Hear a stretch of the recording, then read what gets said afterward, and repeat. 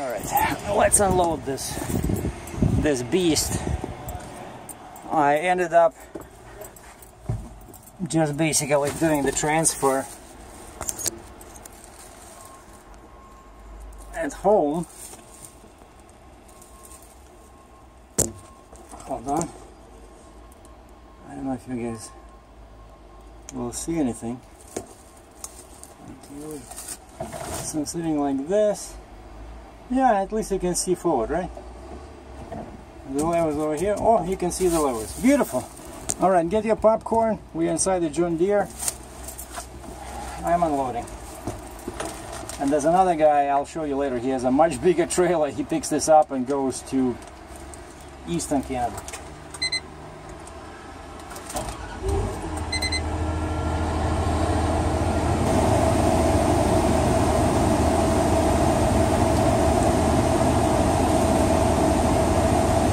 Find the fan. Alright, here we go.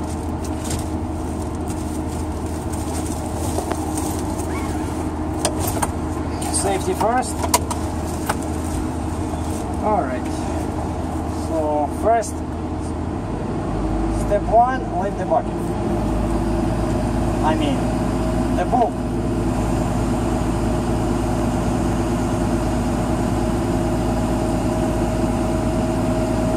Okay, and then we are flipping around.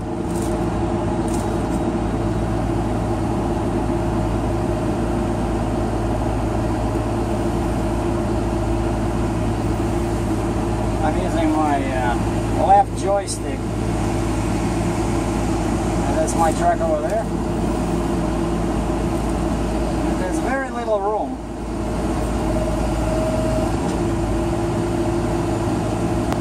I gotta use this, and then I have to move the excavator somewhere so I can reattach. Because they don't want us to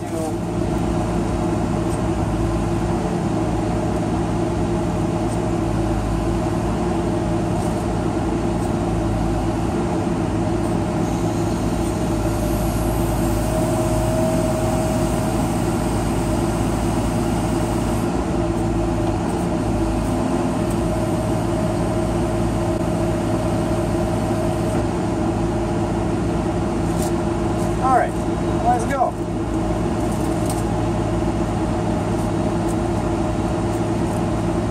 Okay, let's try the pedals. No, go sideways.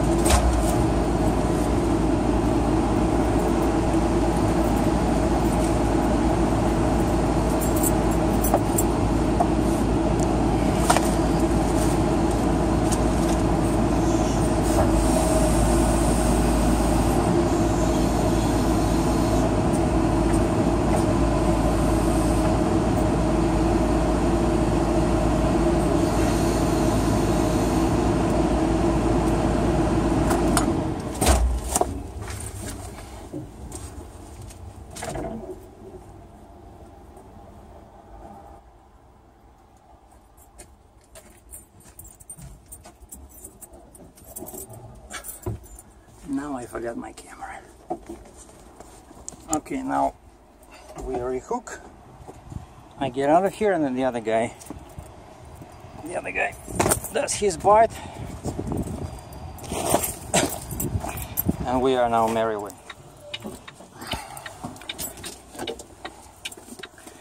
Okay, let's go get this guy before he starts driving the excavator. Now, some of you might be surprised to know that my trailer is big, right? I can hold pretty big machinery, but it's nothing compared to this monster. This guy has a 4-axle, basically 3+1. He has a flip axle here, and his tires are 305, like massive tires, so he can take much more weight. And look, the spacing is 7 feet between axles, and he has a drop rail design. That's a gorgeous trailer. Okay, the guy disconnected his truck, you can see over here, and it's a Peterbilt. You know, it's not a classic Peterbilt, but a very unusual kind of like aerodynamic Pete, you know, with a big sleeper, but it has the those air things, you know, those air cans. It has them on the side for, you know, more air, and his exhaust, dual exhaust, is on the sides of the truck. Just basically a performance truck, but at the same time the hood is sloped, which I actually prefer. You know, I know these classic trucks look cool, but you know, when you're sitting and you're staring at that hood like for 10 hours a day, and when you maneuver, it's not very good. Like, I prefer sloped hood myself, and he has a headache rack. Okay, our job here is done. This was my John Deere adventure. The bills are signed. Boy, am I glad to have this thing off my trailer. You know, it is wide. You know, you gotta always 11 feet 2 inches, and plus there were chains, and then you go through some toll booths, you know, in where was it, West Virginia, and they're so narrow. Gee, you have like 1 inch on each side, you know. And once I tried to swerve a little bit to create more room on my left where those the bay area is, and you know what happened?